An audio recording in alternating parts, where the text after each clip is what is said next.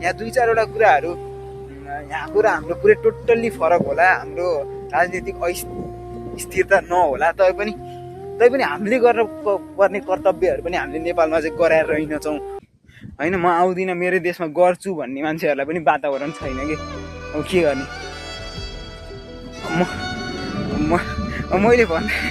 मैले भन्दाखेरि चाहिँ यो गयो भने सबैलाई भने हो भन्ने लाग्ला। गाह्रो साथीहरू, गाह्रो, साह्रै गाह्रो।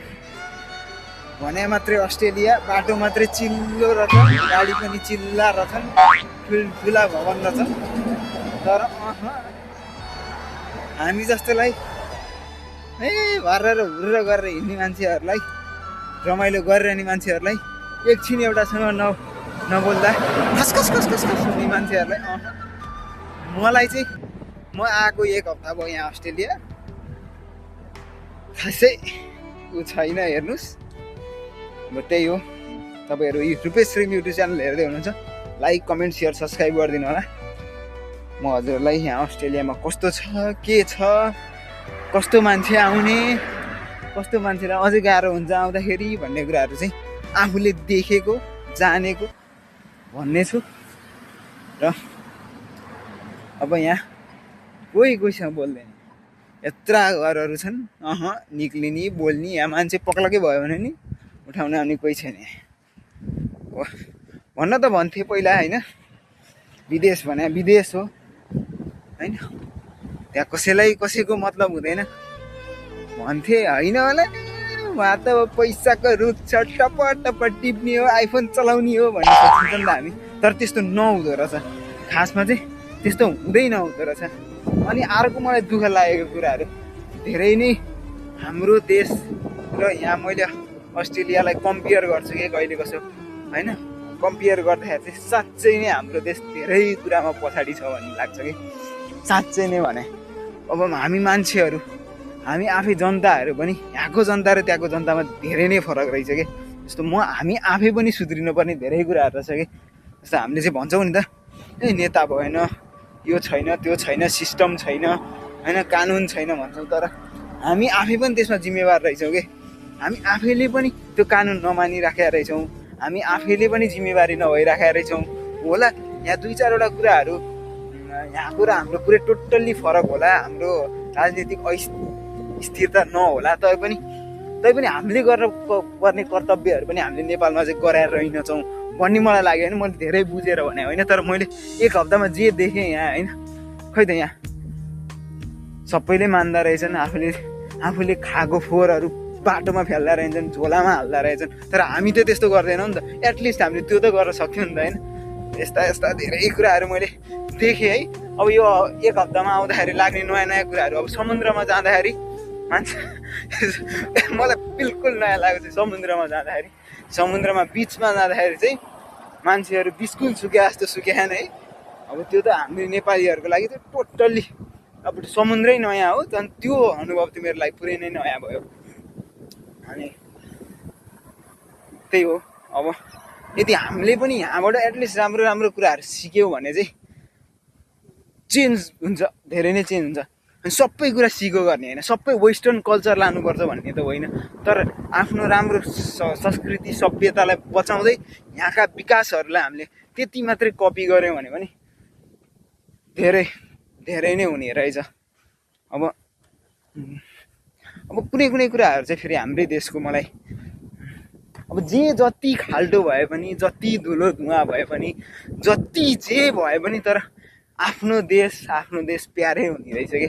यहाँ यत्रो चिल्लो रोडहरू छ होइन, यहाँ केही कुराको दुःख छैन, खाने पानी छ, बिजुली छ, तैपनि किन यो मनमा त्यही दिनहरू रमाइलो लागिरहेछ जुन दिन पर लोड सेडिङ भएर लाइन जान्थ्यो होइन।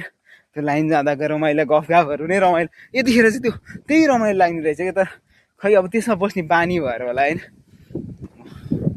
अब के गर्ने, यस्तै हो। अब आउनै पर्ने, सबैजना आउनै पर्ने छ। अब नआइकन पनि नहुने होइन। म आउँदिनँ मेरो देशमा गर्छु भन्ने मान्छेहरूलाई पनि वातावरण छैन कि, अब के गर्ने। मैले भन्दाखेरि चाहिँ यो गयो भने सबैलाई भने हो भन्ने लाग्ला हजुरहरूलाई, तर त्यो होइन रहेछ। सबै नै आउने रहेछन्, अनि यहाँ अस्ट्रेलिया चाहिँ नेपालको 8औँ प्रदेश जस्तो भइसकेको रहेछ। जहाँ ठोके पनि नेपाली भेटिन्छ, जहाँ ठोके पनि नेपाली भेटिन्छ। यहाँ कुहिरेदेखि चाहिँ रहर हुने रहेछ होइन। नेपाली भेटिन् तर त्यो नेपाली पनि नेपाली जस्तो नहुँदो रहेछ अस्ट्रेलियामा चाहिँ। अर्को कुरा मैले फिल गरेको, मैले अनुभव गरेको नेपाली पनि कति न कहाँ न पुगे जस्तो गर्छन् होइन। तर त्यो कुराहरू चाहिँ मलाई मन परेन। आफ्नो एउटा त्यो आफ्नो देशको मान्छे भेटेपछि एउटा त्यो सद्भाव, एउटा त्यो अलिकति खुसियाली यहाँको मान्छेमा नहुँदो रहेछ। सायद अब त्यो एउटा विभिन्न कुराहरूले फरक पारे होला होइन। म यहाँ नयाँ मान्छेलाई चाहिँ म त उहाँकै जस्तो उहाँको मान्छे आहा भन्ने टाइपको मलाई फिल हुन्थ्यो भने ती हो पनि भाइ भन्ने खालको यहाँकोलाई चाहिँ त्यस्तो हुने रहेछ। तर ठिक छ, अब आफ्नो सङ्घर्ष आफ्नो स्ट्रगल गर्दै जाने हो। मैले जानेको मैले बुझेको कुराहरू चाहिँ मैले हजुरलाई भने होइन, मलाई लागेको कुराहरू। किनकि अब यही प्लेटफर्म छ होइन, यहाँ मान्छेहरू सब घरहरू छन् यत्रो ठुल्ठुलो, तर मान्छे एकजना बाहिर निस्किन्न। तर हाम्रो घरमा त बाहिर मान्छे यो छोरो यो मान्छे कहाँको होला, के होला, कुन ठाउँको होला, नाम सोध्ने ठगे लाग्यो। अब यहाँ चाहिँ त्यही हो कि हामी सक्दैनौँ कि। यही कुरा यदि हामी आफ्नै देशमा हिँड्थ्यौँ भने पानी तिर्खा लाग्यो भने दिदी यहाँको पानी खान्छु है भनेर हामी गएर पानी खान सक्थ्यौँ होइन। त्यो कुरा अरूको देशमा चाहिँ यस्तो चाहिँ गर्न सकिँदैन कि।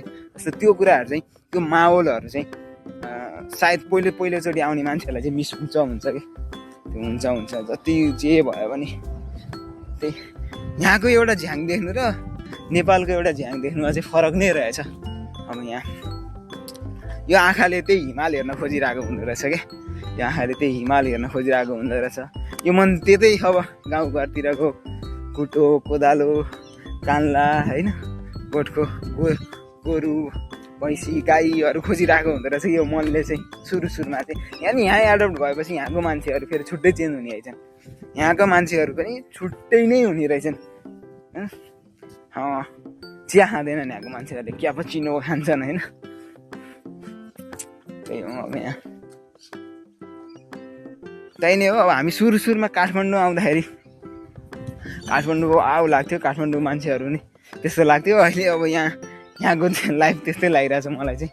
तर यहाँ त्योभन्दा नि टोटल्ली नयाँ। अब यहाँ त आकाशै नयाँ जस्तो लागिरहेछ है, यहाँ सबै थोक नयाँ हो। त्यही भएर यहाँ आउनु अघि चाहिँ सोच्नु पर्ने चाहिँ अस्ट्रेलियामा भन्ने खालको होइन। यो अस्ट्रेलिया दुःख गर्नुपर्छ त्यसो भए चाहिँ भन्ने खालको मेन्टालिटी बनाएर आयो भने चाहिँ हुने रहेछ। त्यति कुराहरू बुझेँ। अब आज म कलेज गएर आएको, अलिअलि थकै लागिरहेछ। हस् त, यदि हजुरहरूलाई मन पऱ्यो भने म आगामी दिनहरूमा पनि मेरा कुराहरू राख्नेछु। यदि मन परेन भने यहीँ नै स्टप गरिदिन्छु। धन्यवाद, थ्याङ्क यू।